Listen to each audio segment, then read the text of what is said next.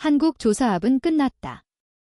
불과 2년 전 중국이 저가 전략을 앞세워 370척의 물량을 쏟아내자 전 세계는 이렇게 단정했습니다. 거제와 울산은 폐허가 될 거라는 조롱이 쏟아졌고 100조 원 규모의 계약서는 중국의 품으로 넘어갔습니다. 그러나 2006년 오늘 그 오만한 판단은 완전히 빗나갔습니다. 저가 중국 배들이 바다 한가운데서 하나 둘 멈춰서기 시작했습니다. 하루 운항이 중단될 때마다 수억 원의 손실이 증발하자 세계는 비로소 깨달았습니다. 중국이 물량이라는 덫을로는 동안 한국은 기술과 신뢰라는 거대한 성벽을 쌓고 있었다는 사실을요. 도대체 무엇이 이 반전을 가는 게 있을까요? 세계는 왜 다시 한부 앞에 줄을 서고 있는 걸까요? 그 처절하고도 통피한 참교육의 기록 지금 시작합니다. 어디서 듣고 계신가요? 구독과 좋아요 잊지 마세요. 안녕하세요. 저는 리처드 밀러입니다. 제가 이 대학에서 해양산업과 대형 제조업 경쟁력을 가르친 지도 벌써 10여 년이 넘었습니다. 미 해군 조달 프로젝트 자문을 맡았던 경험도 있었고 글로벌 조선과 방산 분야에서 일어나는 구조적 변화를 추적하는 게 제 일이었죠. 학생들은 저를 숫자와 현장만 믿는 원칙주의자라고 불렀어요. 감정으로 산업을 판단하지 않는다는 뜻이었습니다. 오늘도 그런 자세로 강의 실문을 열고 들었습니다. 강의실안은 이미 학생들로 가득 차 있었어요. MIT에서 온 공대생, 하버드 경영대 출신, 스탠퍼드에서 교환 학생으로 온 학생까지 다양했습니다. 이들은 모두 숫자와 논리로 세상을 분석하는데 익숙한 사람들이었죠. 제가 교탁에 노트북을 내려놓자 학생 몇몇을 이미 오늘 주제를 알고 있다는 표정을 지었습니다. 한국 조선업의 몰락, 그들에게는 이미 끝난 이야기였어요. 프로젝터가 켜지고 첫 슬라이드가 화면을 채웠습니다. 단 하나의 문장만 떠 있었죠. 불과 48개월 전 한국 조선업은 끝났다는 말이 세계의 상식이었습니다. 학생들 사이에서 작은 웃음이 흘러나왔어요. 비웃음이 아니라 동의의 웃음이었습니다. 당연한 이야기를 꺼냈다는 반응이었죠. 리모컨을 누르자 두 번째 슬라이드가 나타났습니다. 글로벌 선박 수주량을 보여주는 그래프였어요. 파란색 막대는 하늘을 지르듯 솟아올라 있었고 빨간색 막대는 바닥을 기다시피 했습니다. 제가 설명하기도 전에 앞쪽에 앉은 여학생이 작게 고개를 끄덕였어요. 그녀는 경영대 출신이었고 제조업 경쟁 전략 수업에서 항상 날카로운 질문을 던지던 학생이었습니다. 파란색이 중국, 빨간색이 한국이라는 걸 이미 알고 있는 표정이었죠. 저는 천천히 입을 열었습니다. 2000년대 초반만 해도 세계 조선업의 중심은 한국이었다고요. 현대중공업, 삼성중공업, 대우조선의향이라는 세 개의 이름이 전 세계 선박 시장의 절반을 장악하고 있었고 울산과 거제의 거대한 도쿄에서는 매일같이 수천 톤급 선박들이 만들어져 바다로 나갔습니다. LNG선처럼 초정밀이 기술이 필요한 배든 대형 컨테이너 선이든 유조선이든 상관없이 한국에 맡기면 약속된 날짜에 정확한 통째로 인도됐어요. 발주자들은 한국을 믿었고 한국은 그 믿음을 단 한 번도 저버린 적이 없었습니다. 그런데 중국이 움직이기 시작했습니다. 세계 금융위기로 모든 나라가 혼란에 빠졌을 때 중국은 오히려 조선업에 천문학적인 자본을 쏟아붓었어요. 이건 단순한 시장 경쟁이 아니었습니다. 국가주도의 전략적 투자였죠. 중국 정부는 조선업을 국가 핵심 산업으로 지정했고 국영은행들은 거의 무제한에 가까운 대출을 조선소들에게 제공했습니다. 민간 기업이라면 절대 감당할 수 없는 규모였어요. 시장 논리가 아니라 국가 명령이 작동하는 시스템이었죠. 다음 슬라이드를 넘기자 중국 주요 조선소 목록이 화면을 가득 채웠습니다. 차이나 스테이트, 조선, 차이나, 선박. 인더스트리, 상하이, Y가 오차 후 조선소를 비롯해 수십 개의 이름이 끝없이 이어졌어요. 한 학생이 노트북 화면을 확대해서 보더니 옆 친구에게 뭔가 속삭였습니다. 아마 이 숫자가 정말 맞느냐는 질문이었을 거예요. 저는 고개를 끄덕이며 설명했습니다. 맞다고요. 그리고 더 중요한 건 이 모든 조선소가 단일 국영체계 아래에서 하나의 거대한 생산 시스템처럼 움직였다는 사실이라고요. 한국 조선소들은 각자 독립적으로 경쟁하며 발주를 다 내야 했습니다. 현대는 현대대로, 삼성은 삼성대로, 대우는 대우대로 시장에서 싸워야 했죠. 하지만 중국은 달랐습니다. 중국은 가격을 마음대로 조정할 수 있었어요. 한 조선소가 계약에서 적자를 내도 국가가 그 손실을 보전해줬으니까요. 이건 경쟁이 아니라 물량전이었습니다. 승패가 아니라 체력 싸움이었죠. 중국 조선소들이 시장에 내놓은 견적서는 한국 업체들이 도저히 따라갈 수 없는 가격이었습니다. 같은 규격의 컨테이너선을 한국이 1억 달러에 제안하면 중국은 7천만 달러에 제안했어요. 30% 차이였죠. 발주자 입장에서는 선택의 여지가 없었습니다. 구매하는 건 자선 사업이 아니었고 회계장부는 냉정했으니까요. 같은 배를 더 싸게 살 수 있다면 당연히 그쪽을 선택하는 게 합리적이었어요. 그래프 위에 파란색 막대가 빨간색 막대를 추월하는 데는 그리 오래 걸리지 않았습니다. 중국의 선박수 주량은 폭발적으로 증가했고 어느 순간 전 세계 선박발주의 60%를 넘어 70%에 육박하기 시작했어요. 반면 한국은 20%선 아래로 추락했습니다. 나머지 10% 정도는 일본과 유럽이 나눠 가졌죠. 파란색과 빨간색 사이의 간격은 이제 설명이 필요 없을 만큼 벌어져 있었습니다. 저는 잠시 창밖을 바라봤습니다. 보스턴의 1월 하늘은 낯비드로 흐렸어요. 다시 학생들을 바라보며 말을 이었습니다. 이 시기 한국 조선업계는 완전한 패닉 상태에 빠졌다고요. 수주가 끊기자 도크가 하나 둘 피기 시작했고 일감이 없으니 사람들을 내보낼 수밖에 없었습니다.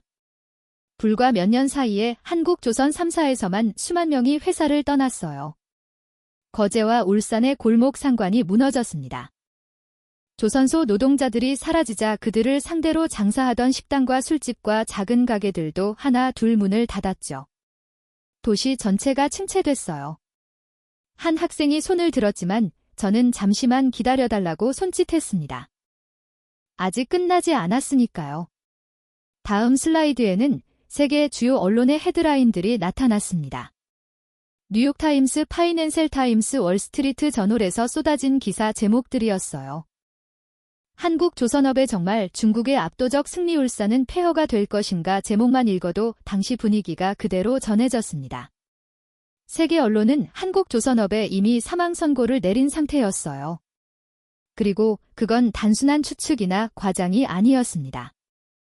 실제로 그렇게 보일 수밖에 없었죠. 한국 정부도 속수무책이었다고 설명했습니다. 중국처럼 무제한 지원을 할 수는 없었으니까요. 한국은 시장 경제 체제 국가였고 국가 예산에는 명확한 한계가 있었습니다. 조선업에만 수십조 원을 쏟아볼 수는 없는 일이었어요. 결국 구조조정이 시작됐습니다. 대우 조선회양은 산업은행 관리체제로 들어갔고 현대중공업과 삼성중공업도 대규모 인력 감축을 다행했죠. 한국 조선업이 무너지는 걸 지켜보는 건 고통스러운 일이었지만 숫자는 거짓말을 하지 않았습니다. 저는 마지막 슬라이드를 띄웠습니다. 전 세계 선박발주 전위를 보여주는 막대 그래프였어요. 중국 68%, 한국 23%, 일본 5%, 기타 4% 숫자는 명확했습니다. 중국이 압도적이었고 한국은 가까스로 2위를 지키고 있었지만 그건 위로가 되지 않았어요. 1위와의 격차가 너무 컸으니까요. 앞쪽에 앉은 여학생이 고개를 끄덕이며 노트에 뭔가를 적었습니다. 중국의 전략이 교과서적으로 완벽하다는 표정이었죠. 규모의 경제, 시장 장악, 가격 지배력, 모든 게 논리적으로 들어맞았으니까요. 저는 천천히 입을 열었습니다. 이 시점에서 세계는 한국 조선업의 사망 선고를 내렸습니다. 그 말이 강의실 안에 울렸어요. 학생들은 고개를 끄덕였습니다. 당연하다는 뜻이요. 저도 고개를 끄덕였습니다. 왜냐하면 그때는 정말로 그렇게 보였으니까요. 숫자가 그렇게 말하고 있었고 시장이 그렇게 판단했고 언론이 그렇게 보도했으니까요. 잠시 침묵이 흘렀습니다. 저는 교탁위에 물컵을 들어 한 모금 마셨습니다. 학생들은 펜을 놓고 서로 눈빛을 교환했어요. 한국조선업은 끝났고 중국이 이 시장을 완전히 장악했다는 결론이 강의실 안을 가득 채우고 있었습니다. 뒤쪽에 앉아있던 남학생이 손을 들었습니다. 키가 크고 어깨가 넓은 학생이었는데 MIT 기계공학과 출신이라는 걸 저는 알고 있었어요. 그는 항상 실용적인 질문을 던지는 타입이었죠. 제가 고개를 끄덕이자 그가 입을 열었습니다. 교수님, 결국 인건비 경쟁에서 한국은 끝난 거 아닙니까? 그의 목소리에는 확신이 가득했어요. 질문이라기보다는 확인에 가까웠죠. 저는 대답하지 않고 그를 바라봤습니다. 그러자 그가 말을 이었어요. 중국 조선소 노동자 임금이 한국의 3분의 1 수준이라는 건 공공연한 사실이었고 제조업에서 인건비는 가장 큰 변수 중 하나라고 했습니다. 같은 배를 만드는데 인건비가 3분의 1이면 가격 경쟁력에서 이길 방법이 없다는 논리였어요. 수학적으로 명확하다는 표정이었죠. 다른 학생들도 고개를 끄덕이기 시작했습니다. 당연한 결론이라는 뜻이요. 앞쪽에 앉은 여학생이 노트북을 들어올리며 거들었습니다. 그녀는 하버드 경영대 출신이었고 제조업 구조조정 사례를 깊이 있게 공부한 학생이었어요. 교수님 거제와 울산이 폐허가 될 거라는 기사도 엄청 많았잖아요. 그녀가 화면을 돌려 보여줬습니다. 로이터, 블룸버그, 이코노미스트에서 나온 분석 기사들이 줄줄이 나열돼 있었어요. 모두 한국 조선업 도시들의 미래를 암울하게 전망하는 내용이었죠. 다른 학생 하나가 끼어들었습니다. 실제로 거제 인구가 감소했다는 통계도 봤습니다. 조선소에서 일하던 사람들이 떠나면서 지역 경제가 무너졌고요. 그의 말투는 조심스러웠지만 내용은 명확했습니다. 한국 조선업은 이미 끝났고 그건 돌이킬 수 없는 흐름이라는 거였죠. 저는 교탁에 팔을 올려놓고 학생들을 천천히 둘러봤습니다. 강의실 안에는 약 30명의 학생이 앉아 있었는데 그들의 표정이 거의 비슷했어요. 확신에 찬 얼굴들이었죠. 이건 단순한 의견이 아니었습니다. 이미 검증된 사실이라고 믿고 있는 표정이었어요. 한국 조선업은 중국에게 완전히 패배했고 그 패배는 구조적이고 불가역적이라는 결론이 이미 그들 안에 자리 잡고 있었습니다. 오른쪽 끝에 앉은 학생이 손을 들었습니다. 유럽에서 온 학생이었는데 독일 출신이라고 했던 것 같아요. 교수님, 한국 기업들이 구조조정으로 사람을 대량으로 내보낸 것도 결국 포기의 신호 아닌가요? 만약 미래가 있다고 믿었다면 인력을 유지했을 텐데 대규모 정리해고로 다행했다는 건 기업들도 희망이 없다고 판단한 거 아닙니까? 그 말에 여러 학생들이 동의한다는 듯 중얼거렸어요. 논리적으로 들렸으니까요. 기업이 가장 큰 자산인 송년 노동자들을 포기했다는 건 그만큼 절망적인 상황이었다는 증거라는 거였죠. 저는 고개를 끄덕였습니다. 그들의 분석이 틀렸다고 말할 수 없었어요. 적어도 그 시점까지의 정보만 가지고 판단한다면 완벽하게 합리적인 결론이었으니까요. 한 학생이 추가로 발언했습니다. 중국은 국가 차원에서 밀어붙이는데 한국은 민간 기업들이 각자 살아남아야 하는 구조잖아요. 이건 권투 선수와 종합격투기 선수가 싸우는 것과 같다고 봅니다. 룰 자체가 다른 거죠? 그의 비유는 강의실 안에서 작은 웃음을 불러일으켰어요. 비꼬는 웃음이 아니라 공감의 웃음이었습니다. 정확한 비유라고 느낀 거였죠. 앞쪽 여학생이 다시 발언했습니다. 그리고 기술 격차도 결국 시간 문제잖아요. 중국이 처음엔 저가 시장만 공략했지만 점점 고급 선박도 만들기 시작했고 학습 속도를 보면 결국 한국을 따라잡을 게 뻔하다고 봅니다. 그녀의 목소리에는 안타까움이 섞여 있었어요. 한국을 싫어해서가 아니라 시장 논리가 그렇게 작동한다고 믿었기 때문이었죠. 저는 물컵을 다시 들어 한 모금 마셨습니다. 학생들은 제가 뭔가 반박하기를 기다리는 표정이었어요. 하지만 저는 반박하지 않았습니다. 대신 천천히 고개를 끄덕이며 입을 열었습니다. 맞습니다. 여러분이 말한 것들은 모두 사실이에요. 제 목소리는 차분했습니다. 인건비는 정말로 한국이 300 이상 높았고 거제와 울산은 실제로 인구가 줄었습니다. 구조조정도 실제로 일어났고 수만 명이 일자리를 잃었죠. 학생들의 표정이 약간 의아해졌습니다. 교수가 자기들 말에 동의한다는 게 예상 밖이었던 모양이에요. 저는 말을 이었습니다. 중국이 국가주도로 움직인 것도 맞고 한국 기업들이 각자 살아남아야 했던 것도 맞습니다. 그리고 세계 언론이 한국조선업의 사망 선고를 내린 것도 과장이 아니었어요. 그때 한국을 끝났다고 본 게 합리적인 판단이었습니다. MIT 출신 남학생이 고개를 갸우통했습니다. 그럼 교수님도 한국이 졌다는데 동의하시는 건가요? 그의 목소리에는 혼란이 묻어났어요. 저는 잠시 침묵했습니다. 강의실 안이 조용해졌죠. 학생들은 제 다음 말을 기다렸습니다. 저는 천천히 대답했습니다. 그때는 그렇게 보일 수밖에 없었죠. 숫자가 그렇게 말하고 있었고 구조가 그렇게 설명되고 있었으니까요. 하버드 출신 여학생이 말했습니다.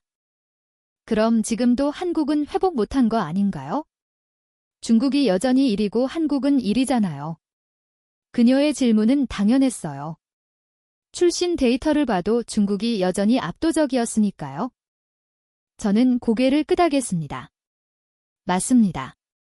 수주량만 보면 여전히 중국이 앞서 있죠. 저는 교탁에서 몸을 일으켰습니다. 학생들이 저를 바라봤어요. 저는 천천히 말했습니다. 여러분이 지금까지 말한 모든 것은 틀리지 않았습니다. 인건비, 국가지원, 구조조정, 인구 감소, 언론 보도 모두 사실이었고 그 사실들을 근거로 한국이 졌다고 판단한 것도 합리적이었어요. 제 목소리는 여전히 차분했습니다. 그런데 한 가지만 묻겠습니다. 학생들이 숨을 죽였습니다. 저는 강의실을 천천히 걸으며 물었습니다. 여러분은 배를 산다는 게 어떤 의미인지 생각해 본 적이 있습니다. 학생들이 서로 눈빛을 교환했어요. 질문의 의도를 파악하려는 표정들이었죠. 저는 계속 말했습니다. 배는 계약서에 설명하는 순간 거래가 끝나는 게 아닙니다. 그 배는 바다로 나가서 20년, 30년을 운항해야 하죠.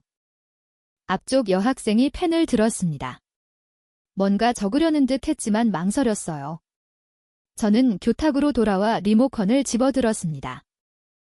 여러분이 지금까지 본 숫자들은 모두 계약 시점의 숫자였습니다.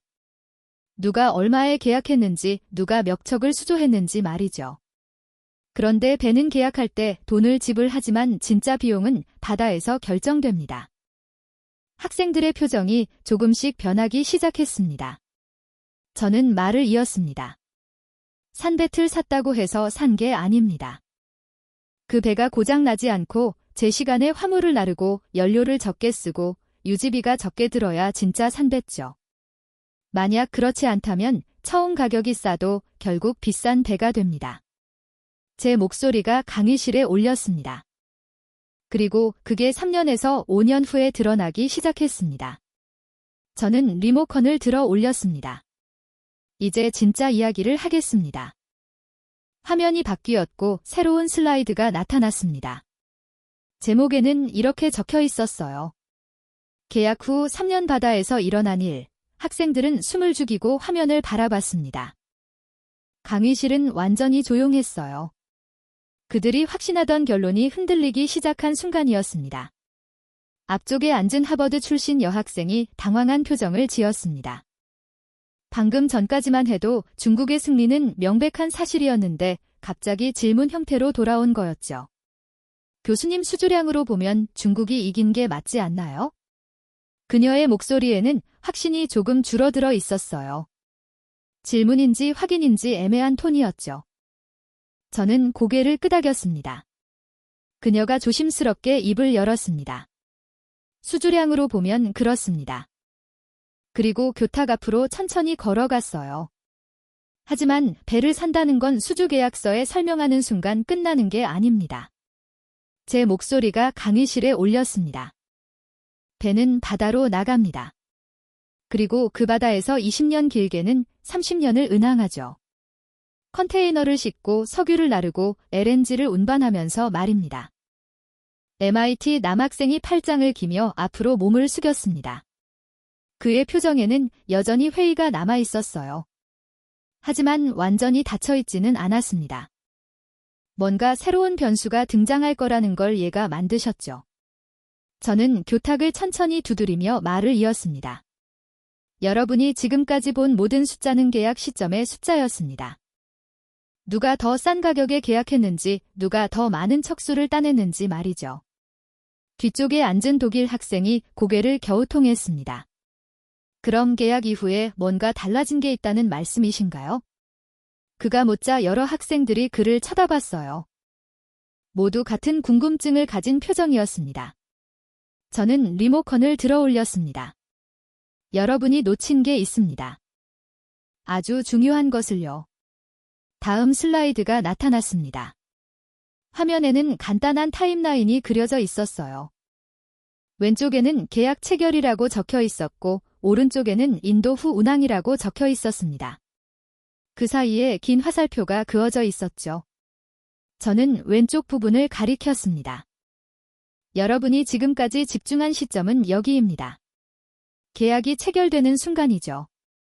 가격이 결정되고 발주가 확정되고 언론이 보도하는 시점입니다. 그리고 오른쪽 부분을 천천히 가리켰습니다. 하지만 진짜 승부는 여기서 결정됩니다.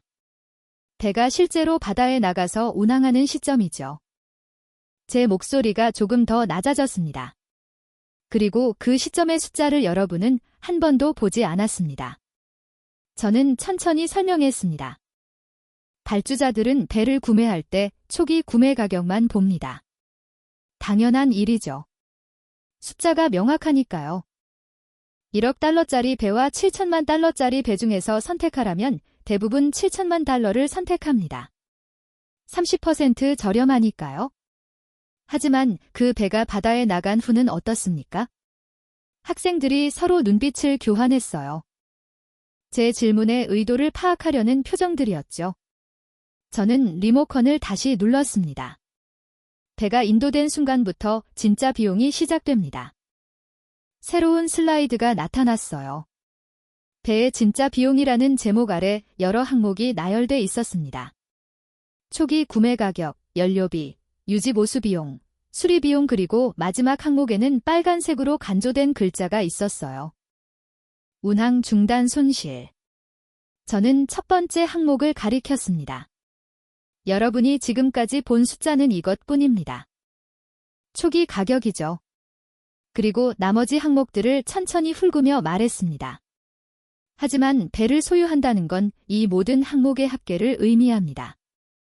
20년, 30년 동안 말이죠. 학생들이 화면을 뚫어지게 쳐다봤습니다. 저는 마지막 항목을 가리켰습니다. 그리고 이 항목이 가장 무섭습니다. 운항 중단 손실이요. MIT 남학생이 손을 들었습니다. 얼마나 되는데요? 그가 묻자 저는 잠시 생각하는 척했습니다. 사실 정확한 숫자를 알고 있었지만 학생들이 스스로 생각해보게 하고 싶었어요. 대형 컨테이너선이 하루 운항을 멈추면 손실이 얼마나 될까요? 한번 생각해보세요. 학생들이 옹성거리기 시작했습니다. 몇 천만 원. 아니, 억 단위, 서로 의견을 나누는 소리가 들렸어요. 저는 그들이 충분히 생각할 시간을 준 뒤 대답했습니다. 하루에 최소 수천만 원에서 많게는 수억 원입니다. 화물지연 일정 차지, 항구 사용료, 연료 낭비 모든 게 비용으로 돌아오죠. 강의실이 조용해졌습니다. 학생들의 표정이 굳어지기 시작했어요. 저는 천천히 말을 이었습니다. 그리고 그 비용은 배를 만든 조선소가 아니라 배를 산 발주자가 부담합니다. 앞쪽 여학생이 작게 한숨을 내쉬었습니다. 이제 뭔가를 알아채기 시작한 거였죠. 저는 교탁 앞에서 학생들을 천천히 둘러봤습니다.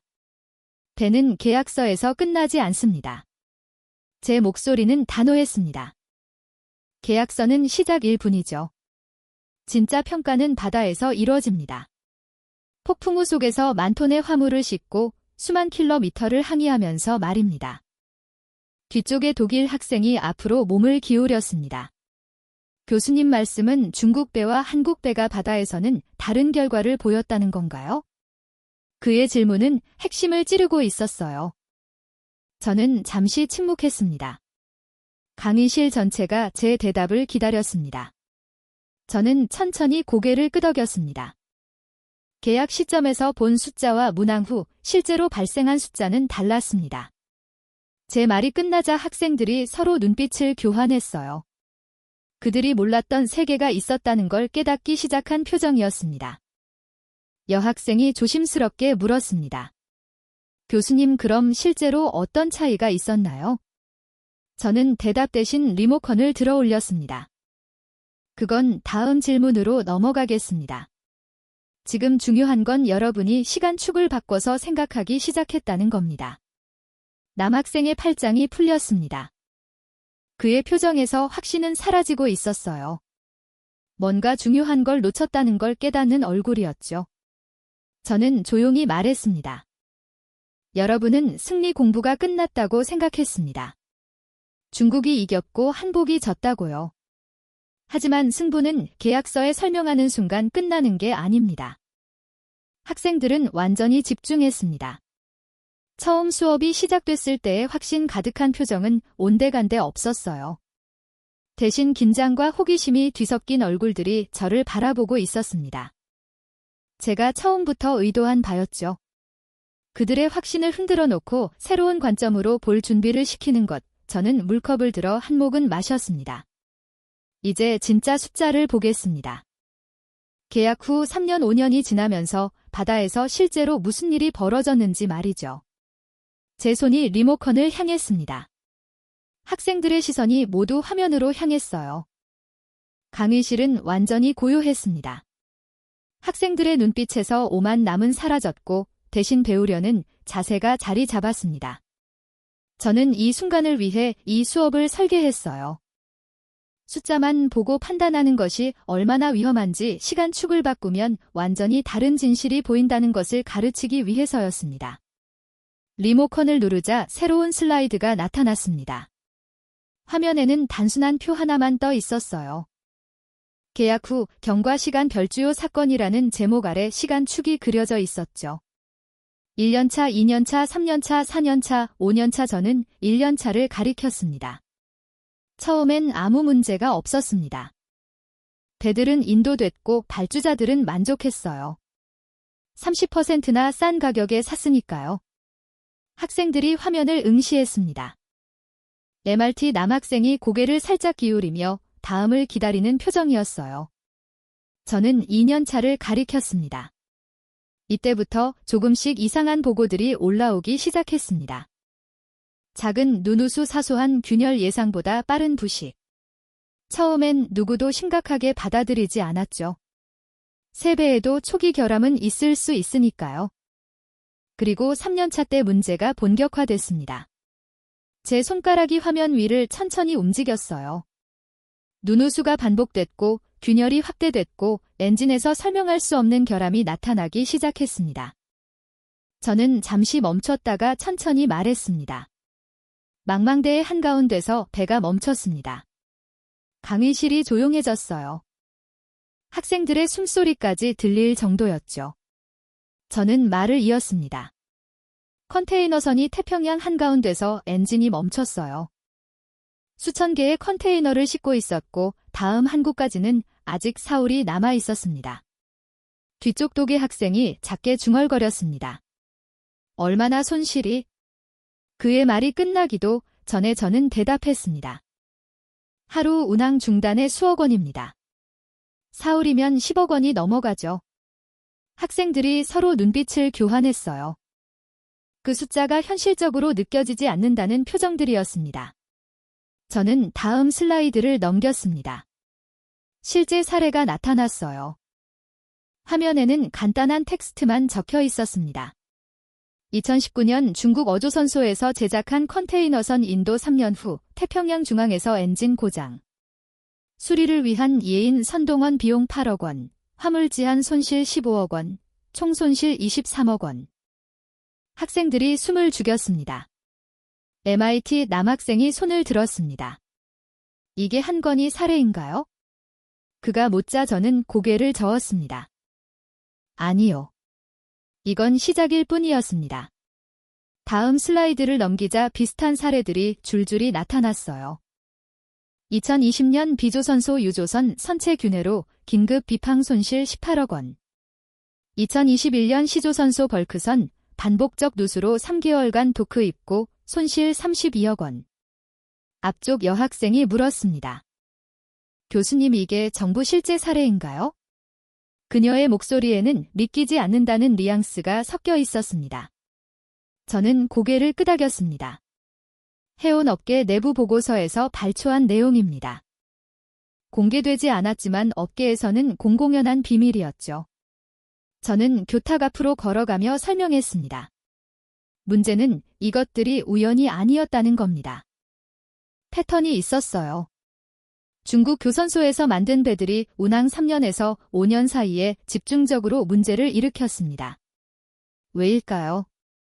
학생들이 서로 쳐다봤지만 아무도 대답하지 않았습니다. 저는 리모컨을 다시 들었습니다. 속도 때문입니다. 화면에 새로운 슬라이드가 떴어요. 중국 교선소 평균 건조기간에 한국 조선소 평균 건조기간이라는 제목이었습니다. 막대 그래프가 나타났죠. 중국 조선소는 평균 18개월, 한국 조선소는 평균 24개월. 저는 중국종 막대를 가리켰습니다. 6개월을 단축했습니다. 그게 가격 경쟁력의 비밀 중 하나였어요. 스탠포드 학생이 끼어들었습니다. 그럼 품질 관리가 부실했다는 건가요? 저는 잠시 생각하는 척했습니다. 부실했다기보다는 충분하지 않았다고 보는 게 맞습니다. 배를 빨리 만들면 초기 비용을 줄일 수 있어요. 하지만 용접 강도, 도장 품질, 부품 검수 이런 것들은 시간이 필요합니다.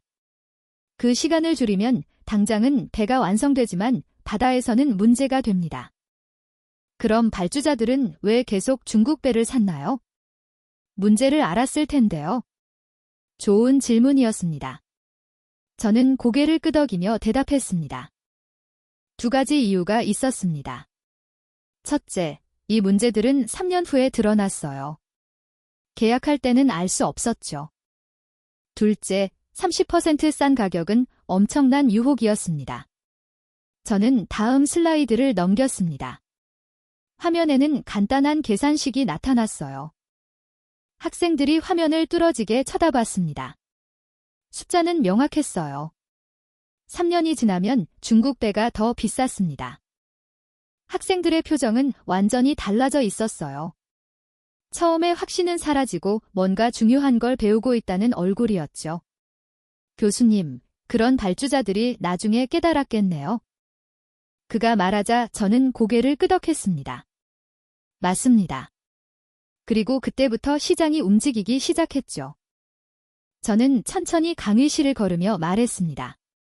싼 배는 바다에 나가면 가장 비싼 배가 됩니다. 제 목소리가 강의실에 울렸어요. 발주자들이 깨달은 건 단순한 진리였습니다. 배는 사는 순간이 아니라 버리는 순간까지의 총 비용으로 평가해야 한다는 것이었죠. 뒤쪽 독일 학생이 노트에 뭔가를 적으며 물었습니다. 그럼 중국 조선소들은 이 문제를 해결하지 못했나요? 저는 잠시 멈춰서 씁니다. 해결하려고 했습니다. 하지만 문제는 구조적이었어요. 국가주도로 빠르게 물량을 찍어내는 시스템에서 품질 관리를 강화하는 건 모순이었죠. 속도를 늦추면 가격 경쟁력을 잃고 속도를 유지하면 품질 문제가 계속됐습니다. 앞쪽 여학생이 손을 들었습니다. 교수님, 그럼 해운사들은 어떻게 반응했나요? 그녀의 질문에 저는 다음 슬라이드를 준비했습니다. 조용히 움직이기 시작했습니다. 공개적으로 비난하지는 않았어요. 하지만 새로운 계약에서는 선택이 달라졌죠. 제 손가락이 리모컨 버튼 위에 올라갔습니다. 저는 학생들을 천천히 둘러봤습니다. 그들의 표정이 완전히 바뀌어 있었어요. 처음 수업 시작할 때의 오만함과 확신은 온데간데 없었습니다. 대신 진지함과 집중이 자리 잡고 있었죠. 제가 의도한 바였습니다. 숫자 뒤에 숨은 진실을 보는 법을 가르치는 것. 저는 물을 컵을 들어 한 모금 마셨습니다. 운항 중단 비용이 배값을 압도했습니다. 제 말이 강의실에 울렸어요. 7천만 달러짜리 배가 운항 3년 만에 1억 달러의 비용을 발생시켰다면 그건 더 이상 싼 배가 아니었죠.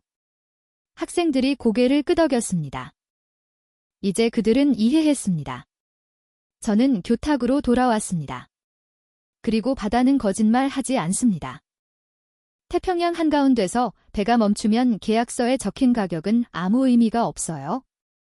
중요한 건 그 배가 목적지까지 화물을 무사히 나를 수 있느냐는 것 뿐이었습니다. 강의실은 완전히 고요했습니다. 학생들의 눈빛에는 새로운 관점이 자리 잡고 있었어요. 저는 이 순간을 위해 이 수업을 준비했습니다. 표면의 숫자가 아니라 구조를 보는 법, 계약이 아니라 결과를 보는 법을 가르치기 위해서였습니다. 저는 학생들을 바라봤습니다.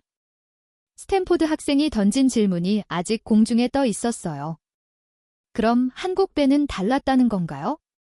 저는 고개를 끄덕이며 천천히 입을 열었습니다. 이제 한국 이야기를 하겠습니다.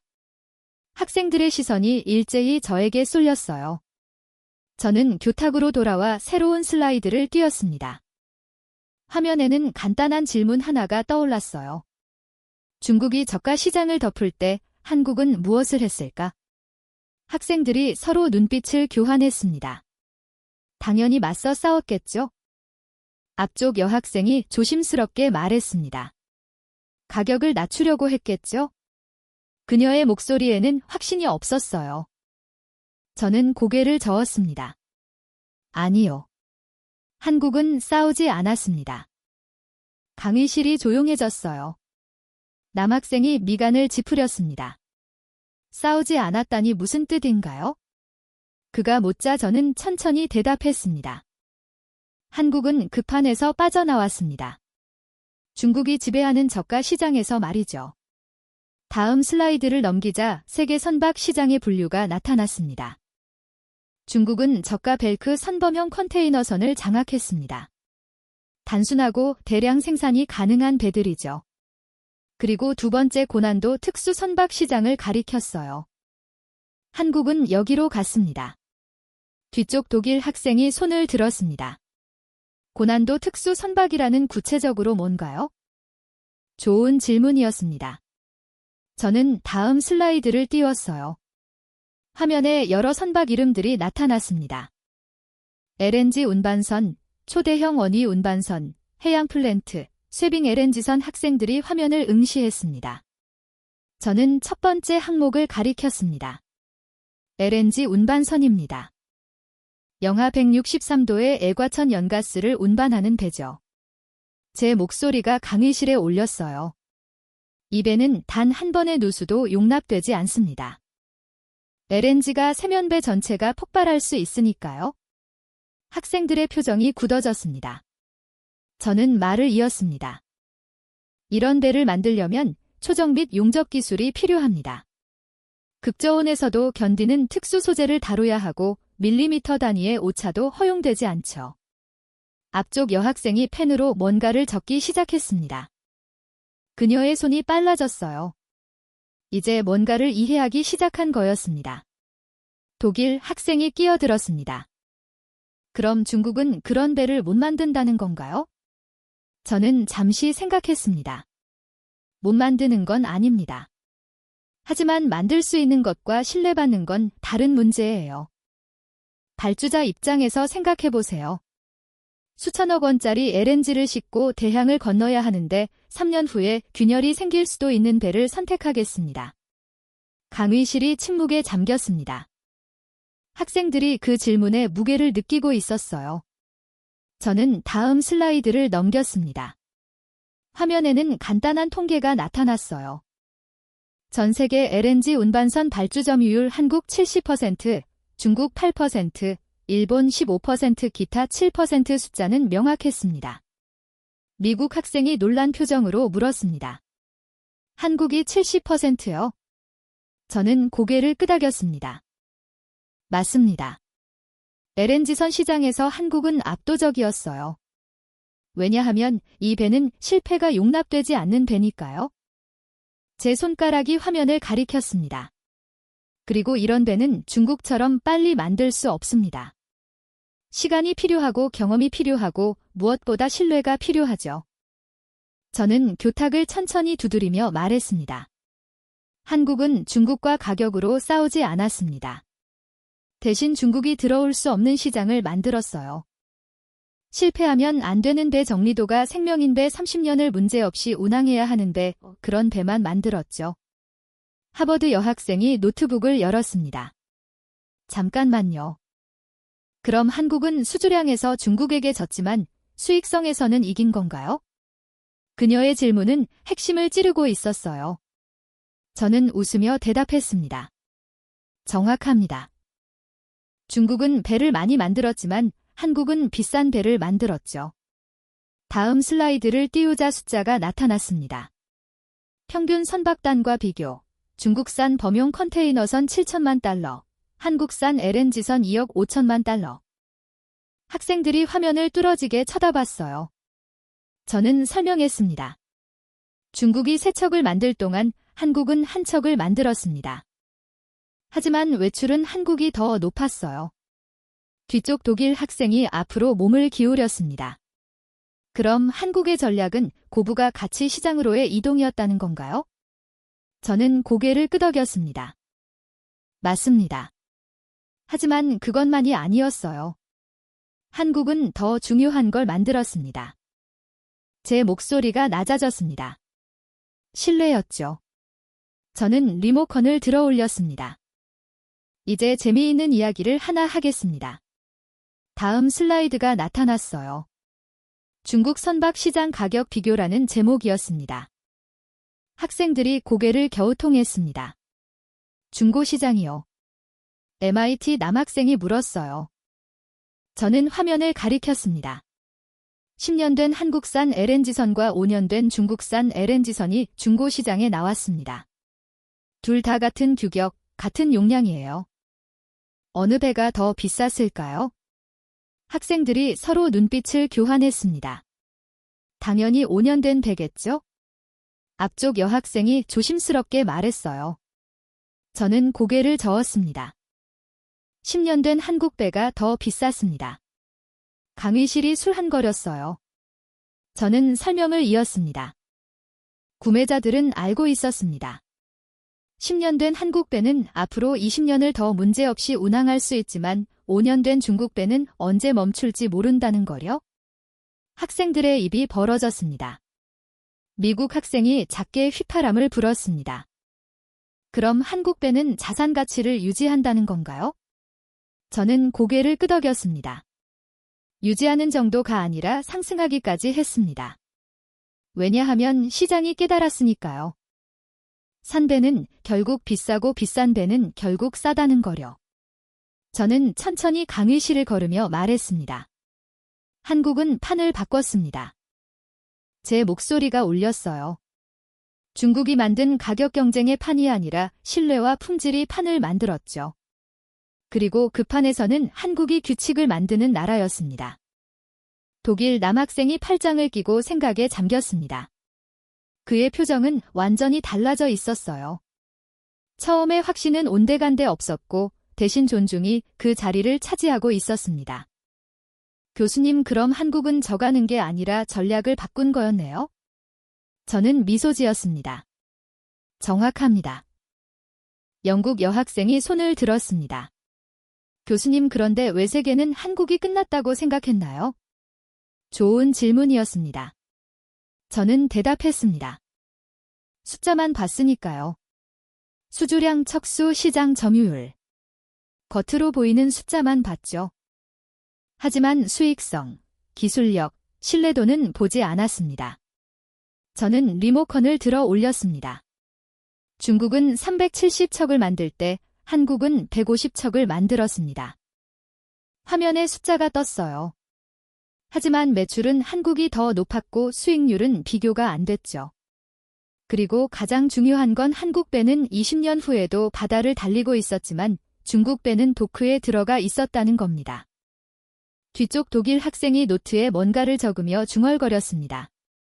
그럼 한국은 진 게 아니라 다른 게임을 하고 있었던 거네요. 저는 고개를 끄덕였습니다. 정확합니다. 중국이 단거리 달리기를 할 때 한국은 마라톤을 하고 있었어요. 저는 교탁으로 돌아왔습니다. 물컵을 들어 한 모금 마시고 학생들을 바라봤어요. 그들의 눈빛이 완전히 달라져 있었습니다.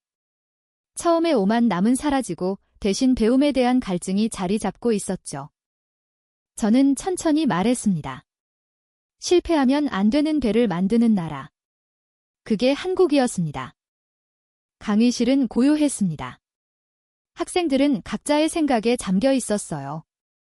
숫자 뒤에 숨은 전략을 패배처럼 보이는 것 뒤에 숨은 승리를 보는 법을 배우고 있었습니다. 저는 이 순간을 위해 이 수업을 준비했어요. 표명이 아니라 본질을 보는 법을 가르치기 위해서였습니다. 저는 잠시 침묵했습니다. 학생들이 각자의 생각에 잠겨있는 시간을 주고 싶었어요. 하지만 이야기는 아직 끝나지 않았습니다. 저는 리모컨을 다시 들어 올렸어요. 그리고 2026년에 모든 게 바뀌었습니다. 제 말에 학생들의 고개가 일제히 들렸습니다. 새로운 슬라이드가 나타났습니다. 화면에는 간단한 제목만 떠 있었어요. 2026년 미국의 선택 앞쪽 미국 여학생이 눈을 크게 떴습니다. 미국이요. 그녀가 돼 묻자 저는 고개를 끄덕였습니다. 네, 미국입니다. 그리고 이 이야기가 가장 극적이에요. 저는 천천히 설명하기 시작했습니다. 미국은 세계 최강의 해군을 가지고 있습니다. 항공모함, 구축함, 잠수함, 수백 척의 군함이 전 세계 바다를 지키고 있죠. 학생들이 고개를 끄덕였어요. 당연한 사실이었으니까요. 저는 잠시 멈췄다가 말했습니다. 그런데 문제가 생겼어요. 다음 슬라이드를 넘기자 숫자가 나타났습니다. 미국 해군 함정 평균 설력 23년 정비지현 척수 78척. 가동 가능 조선소 4개소 독일 남학생이 앞으로 몸을 기울였습니다. 조선소가 4개뿐이요. 그가 놀라서 물었어요. 저는 고개를 끄덕였습니다. 미국의 조선업은 오래전에 셔터했습니다. 민간 상선 시장에서 완전히 밀려난 지 수십 년이 됐죠. 남은 건 군함을 만들고 수리하는 조선소 몇 개뿐이었어요. 그런데 그마저도 늘고 있었습니다. 제 목소리가 낮아졌어요. 시설도 늙었고 기술자들도 늙었고 경험도 사라지고 있었죠. 스탠포드 학생이 끼어들었습니다. 그럼 미국은 군함을 고칠 수 없었다는 건가요? 저는 천천히 대답했습니다. 고칠 수는 있었어요. 하지만 너무 오래 걸렸습니다. 6개월이면 끝날 정비가 2년씩 걸렸죠. 조선소마다 대기 중인 군함이 줄을 서 있었고 납기는 계속 밀렸습니다. 저는 다음 슬라이드를 띄웠습니다. 화면에는 붉은색으로 강조된 문장이 나타났어요. 2026년 기준 미 해군 함정 중 20% 이상이 정비지현 상태 학생들이 숨을 죽였습니다. 저는 설명을 이었습니다. 이건 단순한 지연이 아니었어요. 안보 문제였죠? 뒤쪽 독일 학생이 손을 들었습니다. 그럼 미국은 어떻게 했나요? 다른 나라 조선소를 쓸 수는 없었을 텐데요. 좋은 질문이었습니다. 저는 고개를 끄덕이며 다음 슬라이드를 넘겼어요. 화면에 존수법이라는 단어가 크게 떴습니다. 앞쪽 여학생이 중얼거렸습니다. 존수법이요? 저는 설명했습니다. 1920년에 만들어진 미국 해운법입니다. 미국 항구 사이를 오가는 배는 반드시 미국에서 만들어야 하고 미국 선원이 운항해야 한다는 법이죠. 그리고 군함은 당연히 미국에서만 건조하고 수리해야 합니다. 독일 남학생이 팔을 풀며 말했습니다. 그럼 미국은 갇혀 있습니다. 자기네 조선소는 부족한데 다른 나라 것도 못 쓰고요. 저는 고개를 끄덕였습니다. 정확합니다. 딜레마였죠. 학생들의 표정이 진지해졌어요. 저는 천천히 말했습니다. 그래서 미국은 선택을 해야 했습니다. 제 목소리가 강의실에 올렸어요. 그리고 2026년 미국은 결정을 내렸습니다. 다음 슬라이드가 나타났죠. 미국 국방부 한국조선업계와 협력 발표. 강의실이 솔랑거렸습니다. 하버드 여학생이 급히 물었습니다. 한국이요? 존수법은요? 저는 잠시 침묵했습니다. 그녀의 질문이 정확히 핵심을 찌르고 있었어요. 저는 천천히 대답했습니다. 존수법을 우회할 방법을 찾았습니다. 다음 슬라이드를 띄우자 블록 생산 방식이라는 제목이 나타났습니다. 학생들이 화면을 응시했어요. 저는 설명을 시작했습니다. 배는 한 곳에서 완성할 필요가 없습니다. 블록으로 나눠서 만들 수 있죠. 선제 블록은 한국에서 만들고 최종 조립은 미국에서 하는 겁니다. 스탠퍼드 학생이 무릎을 쳤습니다. 그럼 기술적으로는 미국에서 만든 게 되는 거네요. 저는 미소 지었습니다. 정확합니다. 그리고 이건 불법이 아니었어요. 존수법은 최종 조립 장소만 규정하니까요. 한국은 고난도 블록을 만드는 능력이 있었고 미국은 그걸 조립할 공간이 있었습니다. 저는 교탁 앞으로 걸어가며 말했습니다. 하지만 더 중요한 건 다른 이유였습니다. 학생들이 저를 바라봤어요. 저는 천천히 말했습니다. 미국은 왜 한국을 선택했을까요? 일본도 있었고 유럽도 있었는데 말이죠. 뒤쪽 독일 학생이 대답했습니다. 기술력 때문 아닌가요? 저는 고개를 끄덕였습니다. 맞습니다. 하지만 그것만은 아니었어요. 다음 슬라이드를 넘기자 간단한 문장이 나타났습니다. 한국은 약속을 지키는 나라였다. MIT 남학생이 고개를 갸우통했습니다. 약속이요. 저는 설명했습니다. 납기입니다. 한국 조선소가 6개월이라고 하면 정말 6개월 안에 끝납니다. 1년이라고 하면 1년 안에 끝내죠. 비가 오든 태풍이 오든 파업이 있던 상관없이 말입니다. 앞쪽 여학생이 펜을 들었습니다. 그게 그렇게 중요한가요? 그녀가 물었어요. 저는 천천히 대답했습니다. 군함에서는 생명입니다. 태평양에 배치되어야 할 구축함이 도크에 갇혀 있으면 그 공백을 메우려고 다른 배가 과로하게 됩니다. 군함 한 척의 지연은 전체 배치 계획을 무너뜨려요. 저는 리모컨을 들어 올렸습니다. 미국은 한국 조선업의 30년 기록을 분석했습니다. 다음 슬라이드에 통계가 나타났어요. 한국 조선 3, 내평균 납기 준수율 98.7% 학생들이 작게 탄성을 냈습니다. 저는 말을 이었습니다. 98.7%입니다. 1000척을 만들면 987척이 약속된 날짜에 인도된다는 뜻이죠. 이건 단순한 숫자가 아니죠. 아니었어요. 실례였습니다. 강의실이 조용해졌어요. 학생들이 그 의미를 의미하고 있었습니다. 스탠포드 학생이 조심스럽게 물었습니다. 교수님, 그럼 일본은요? 일본도 조선 강국이잖아요. 저는 잠시 생각했습니다. 일본도 훌륭한 조선소들이 있습니다. 하지만 두 가지 문제가 있었어요. 첫째, 생산 능력이 한국보다 작았습니다. 둘째, 가격이 한국보다 높았죠. 저는 다음 슬라이드를 띄웠습니다. 화면에는 간단한 비교표가 나타났어요. 대형 군함 블록 제작 한국 6개월 1억 달러, 일본 8개월 1억 3천만 달러, 유럽 10개월 1억 5천만 달러. 숫자는 명확했습니다. 한국이 가장 빠르고 가장 저렴했어요. 독일 남학생이 8장을 풀었습니다. 그럼 한국은 품질도 좋고 빠르고 저렴하기까지 했다는 건가요? 저는 고개를 끄덕였습니다. 맞습니다. 그리고 가장 중요한 건 한국은 이미 미국 해군과 일한 경험이 있었다는 겁니다. 학생들이 놀란 표정을 지었어요. 저는 설명했습니다. 한국은 자국 해군의 구축함과 잠수함을 만들어 왔습니다. 그 과정에서 미국 해군의 기술 자문을 받았고 미국 무기 체계를 탑재한 경험도 있었죠. 이건 단순히 배를 만드는 게 아니라 협력의 역사였습니다. 여학생이 노트북을 덮었습니다. 그럼 미국의 선택은 당연했네요.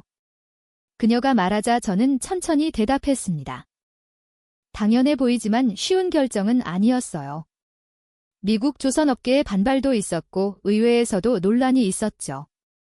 하지만 결국 현실이 이겼습니다. 저는 교탁에 기대며 말했습니다.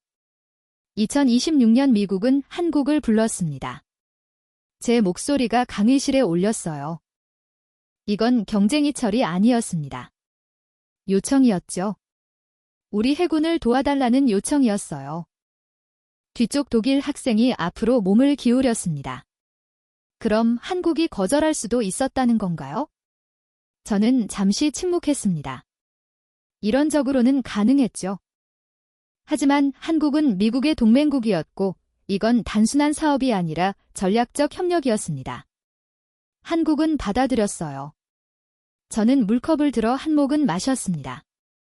학생들의 표정이 완전히 달라져 있었어요. 처음 수업이 시작될 때의 모습은 온데간데 없었습니다. 중국이 이겼고 한국이 졌다고 확신하던 그 표정 말이죠. 지금 그들은 완전히 다른 이야기를 듣고 있었습니다. 저는 천천히 말했습니다. 한 번 밀렸던 나라가 판을 뒤집었습니다. 제 말이 강의실에 올렸어요. 이게 바로 한국조선업의 이야기였죠. 저는 잠시 침묵했다가 다시 입을 열었습니다. 그런데 이야기는 여기서 끝나지 않았습니다. 학생들이 저를 바라봤어요. 아직 뭔가 더 있다는 표정들이었죠. 저는 리모컨을 들어 올렸습니다. 한국은 미국과의 협력을 시작으로 또 다른 움직임을 보였습니다. 새로운 슬라이드가 나타났습니다. 화면에는 세계 지도가 떠 있었고 여러 지점에 붉은 점이 찍혀 있었어요. 앞쪽 여학생이 고개를 갸우통했습니다. 이게 뭔가요? 그녀가 물었어요. 저는 천천히 대답했습니다. 한국 조선 기업들이 진출한 해외 거점입니다. 저는 미국 동부 해안에 찍힌 점을 가리켰습니다. 한국 기업들은 미국 본토로 직접 들어갔습니다. 공장을 세우고 기술자를 보내고 현지에서 블록을 생산하기 시작했죠. 학생들이 놀란 표정을 지웠어요. 독일 남학생이 앞으로 몸을 기울였습니다. 미국 안에 조선소를 만들었다고요? 저는 고개를 끄덕였습니다. 정확히는 조선수가 아니라 생산 거점입니다. 블록 제작과 조립을 위한 시설이었죠. 이건 단순히 존스법을 우회하기 위한 것만이 아니었어요. 미국 시장에 완전히 풍부한 소리 내리겠다는 전략이었습니다. 다음 슬라이드를 넘기자 숫자가 나타났습니다. 한국 조선업체 미국 투자 규모 5년간 30억 달러. 한 학생이 작게 휘파람을 불었어요. 30억 달러요? 저는 설명했습니다. 시설뿐만 아니라 인력 양성, 현지 협력사 육성 모든 것에 투자했습니다. 이건 단기 프로젝트가 아니라 장기 전략이었어요. 저는 교탁 앞으로 걸어가며 말했습니다. 하지만 더 흥미로운 건 다른 점이었습니다. 학생들이 저를 응시했어요. 저는 지도 위에 다른 점을 가리켰습니다. 인도였죠. 한국은 인도와 손을 잡았습니다. 뒤쪽 독일 학생이 고개를 겨우 등했습니다. 인도요. 왜 인도입니까? 좋은 질문이었습니다. 저는 천천히 대답했습니다. 중국의 유일한 무기가 뭐였죠? 학생들이 동시에 대답했어요. 가격입니다. 저는 미소 지었습니다. 정확합니다. 그 가격을 무너뜨리려면 인도가 필요했습니다. 다음 슬라이드가 나타났습니다. 한국-인도 조선 협력 모델이라는 제목 아래 간단한 다이어그램이 그려져 있었어요. 저는 설명을 시작했습니다. 한국은 설계와 핵심 부품을 담당하고 인도는 기본 블록 생산과 조립을 담당했습니다. 앞쪽 여학생이 펜으로 뭔가를 적기 시작했어요. 저는 말을 이었습니다. 인도의 인건비는 중국보다 낮았습니다. 그리고 조선 인프라는 이미 어느 정도 갖춰져 있었죠. 다만 고난도 기술이 부족했었죠. 그걸 한국이 채웠습니다. 독일 학생이 무릎을 쳤습니다. 그럼 한국 기술과 인도 인건비를 결합한 건가요? 저는 고개를 끄덕였습니다. 맞습니다. 그리고 이건 단순한 가격 경쟁이 아니었어요. 품질은 한국 수준을 유지하면서 가격은 중국에 근접하게 만든 겁니다. 학생들이 서로 눈빛을 교환했어요. 이제 전체 그림이 보이기 시작한 표정들이었습니다. 저는 다음 슬라이드를 띄웠습니다. 화면에는 간단한 비교표가 나타나 있어요. 컨테이너 선 제작단과 중국 단독 7천만 달러, 한국 단독 1억 달러, 한국과 인도 협력 8천만 달러. 학생들이 앞으로 몸을 기울였습니다. 그럼 가격 격차가 1천만 달러밖에 안 되네요. 저는 천천히 말했습니다. 1천만 달러 차이입니다. 하지만 품질은 어떻습니까? 학생들이 침묵했어요. 대답은 뻔했죠. 저는 말을 이었습니다. 한국-인도 협력 모델은 중국보다 1천만 달러 비싸지만 3년 후 유지비는 2천만 달러 적게 들었습니다. 결국 더 산배였던 거예요. 한 학생 말했습니다. 교수님, 그럼 중국의 가격 경쟁력이 완전히 무너진 건가요? 저는 고개를 끄덕였습니다. 무너졌다기보다는 더 이상 유일한 무기가 아니게 됐죠. 중국이 가격으로 밀어붙이면 한국은 인도와 협력해서 비슷한 가격을 제시했습니다. 하지만 품질은 비교가 안 됐어요. 저는 리모컨을 들어올렸습니다. 그리고 시장이 반응하기 시작했습니다. 다음 슬라이드에는 2024년부터 2026년까지의 수조 추이 그래프가 나타났어요. 파란색 막대는 점점 낮아지고 있었고 빨간색 막대는 다시 상승하고 있었습니다. 학생들이 화면을 뚫어지게 쳐다봤습니다. 한 학생이 작게 중얼거렸어요. 역전되고 있네요. 저는 고개를 끄덕였습니다. 천천히 하지만 확실하게 역전되고 있었죠.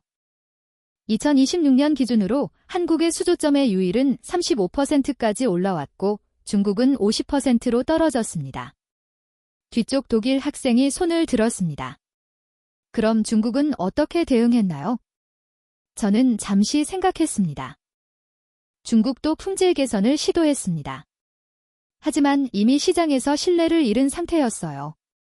한번 실패한 발주자는 다시 중국 배를 사지 않았죠. 저는 천천히 강의실을 걸으며 말했습니다. 신뢰는 만들기는 어렵지만 잃기는 쉽습니다.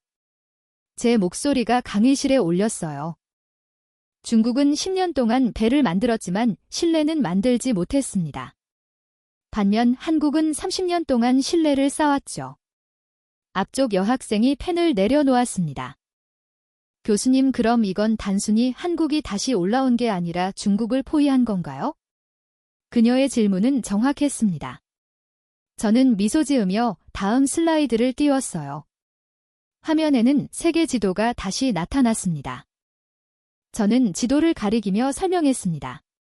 한국은 미국에 진출했고 인도와 협력했고 유럽 시장에서는 기술력으로 승부했습니다.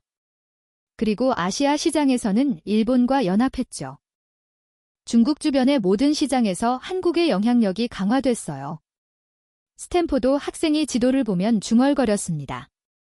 중국이 고립되고 있네요. 저는 천천히 말했습니다. 고립이라기보다는 선택지가 줄어들고 있었죠. 품질을 중시하는 발주자는 한국을 찾았고 가격을 중시하는 발주자도 한국-인도 협력 모델을 고려하기 시작했습니다. 저는 교탁으로 돌아왔습니다. 이건 추격이 아니었습니다. 제 목소리가 무겁게 깔렸어요. 포위였습니다. 학생들이 숨을 죽였습니다. 저는 말을 이었습니다. 한국은 중국이 장악한 시장을 정면으로 공략하지 않았어요. 대신 중국이 들어올 수 없는 시장을 만들고 중국의 약점이 드러나기를 기다렸고 그 약점을 완벽하게 활용했죠. 독일 학생이 팔짱을 풀고 앞으로 몸을 기울였습니다. 그의 얼굴에는 존경이 담겨 있었어요. 교수님, 이건 전략이었네요. 단순히 기술 경쟁이 아니라요. 저는 고개를 끄덕였습니다. 맞습니다. 한국은 10년 동안 전략을 실행했어요. 10년입니다. 10년 동안 한국은 한 번도 길을 잃지 않았어요. 언론이 끝났다고 할 때도, 세계가 조롱할 때도, 숫자가 불리할 때도 말이죠. 여학생이 고개를 끄덕였습니다. 그녀의 눈빛에는 이해가 담겨 있었어요. 저는 천천히 말했습니다. 중국은 배를 많이 만들었습니다. 그건 사실이에요. 하지만 한국은 시장의 규칙을 다시 썼습니다. 제 말이 강의실에 올렸어요. 그리고 새로운 규칙에서는 한국의 기준이었죠. 뒤쪽 독일 학생이 노트를 덮으며 중얼거렸습니다. 이건 단순한 산업 경쟁이 아니었네요. 저는 고개를 끄덕였습니다. 맞습니다. 이건 철학의 대결이었어요. 빨리 만드는 것과 오래 가는 것의 대결이었죠. 학생들의 눈빛에는 새로운 관점이 자리 잡고 있었어요. 표면의 숫자가 아니라 전략을 보는 법, 패배처럼 보이는 침묵 뒤에 숨은 준비를 보는 법을 배우고 있었습니다. 저는 이 순간을 위해 이 수업을 준비했어요. 세상은 보이는 것보다 복잡하고 진짜 승부는 10년을 보는 자가 이긴다는 것을 가르치기 위해서였습니다. 강의실 안에 공기가 완전히 달라져 있었습니다. 처음 수업이 시작됐을 때 그들은 이미 답을 알고 있다는 표정이었어요. 중국이 이겼고 한국이 졌다는 확신에 가득 차 있었죠. 하지만 지금은 달랐습니다. 앞쪽 여학생은 노트에 빼곡하게 뭔가를 적고 있었어요. 독일 남학생은 팔짱을 풀고 앞으로 몸을 기울인 채 저를 바라보고 있었습니다. 뒤쪽 학생들은 고개를 천천히 끄덕이고 있었죠. 그들은 이제 알고 있었습니다. 세상은 그들이 생각했던 것보다 훨씬 복잡하다는 것을요. 저는 리모컨 버튼을 눌렀습니다. 마지막 슬라이드가 화면을 채웠어요. 아무것도 적혀있지 않은 빈 화면이었습니다. 학생들이 고개를 겨우통했어요. 저는 천천히 입을 열었습니다. 이제 이 이야기를 정리하겠습니다. 제 목소리는 차분했지만 무게가 실려 있었어요. 저는 교탁에서 벗어나 강의실 중앙으로 걸어갔습니다. 중국은 배를 많이 만들었습니다. 제 말이 강의실에 올렸어요. 370척, 400척, 어쩌면 그 이상 숫자로만 보면 압도적이었죠. 세계는 그 숫자를 보고 중국의 승리를 선언했습니다. 학생들이 고개를 끄덕였어요. 그들도 그렇게 생각했었으니까요. 저는 잠시 멈춰섰습니다. 하지만 한국은 다른 걸 만들었습니다. 학생들의 시선이 저에게 쏠렸어요. 저는 천천히 말했습니다. 한국은 바다의 기준을 만들었습니다. 강의실이 조용해졌습니다. 저는 말을 이었습니다. 실패하면 안 되는 배, 30년을 문제없이 가야 하는 배, 극한의 환경에서도 멈추지 않는 배, 그런 배의 기준을 만들었죠. 앞쪽 여학생이 펜을 내려놓았습니다. 그녀의 눈빛에는 이해가 담겨 있었어요. 저는 계속했습니다. 처음엔 아무도 그 차이를 몰랐습니다. 계약서에는 같은 대로 적혀 있었으니까요.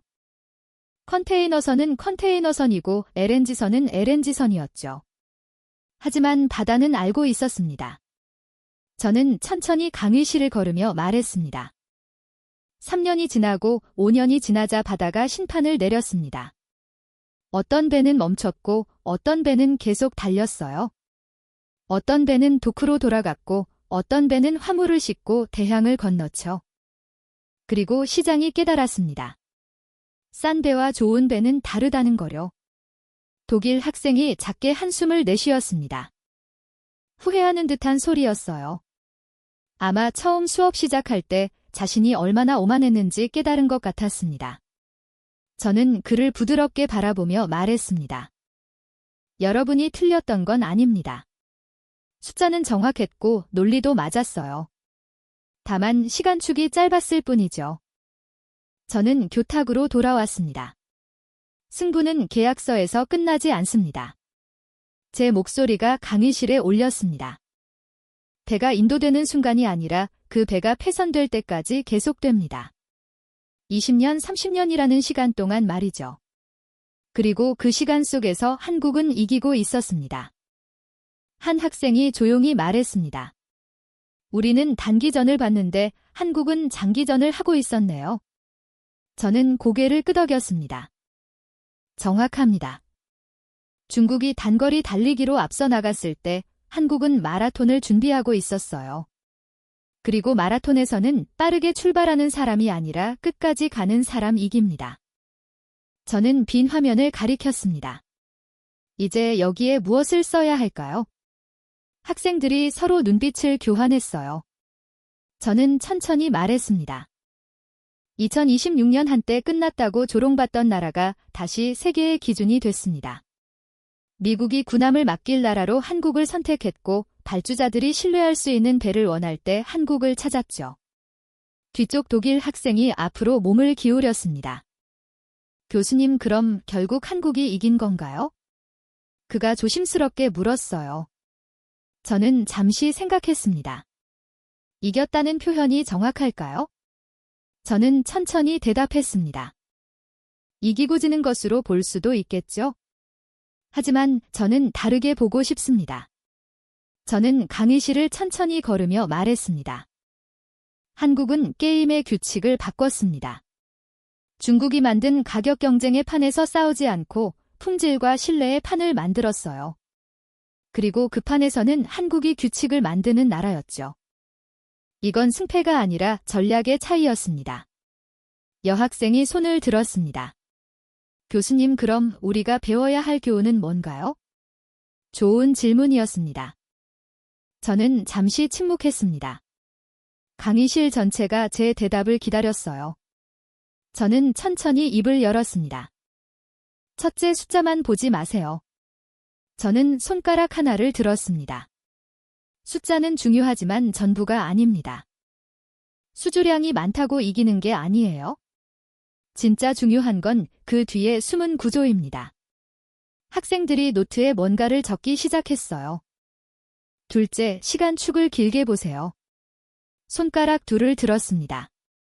1년 후의 승부와 10년 후의 승부는 완전히 다를 수 있습니다.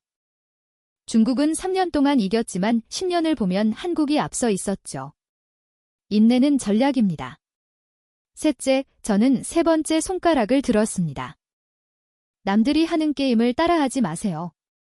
이길 수 없는 판이라면 새로운 판을 만드세요. 한국은 저가 시장에서 중국과 싸우지 않고 중국이 들어올 수 없는 시장을 만들었습니다. 그게 전략입니다. 남학생이 고개를 끄덕이며 중얼거렸습니다.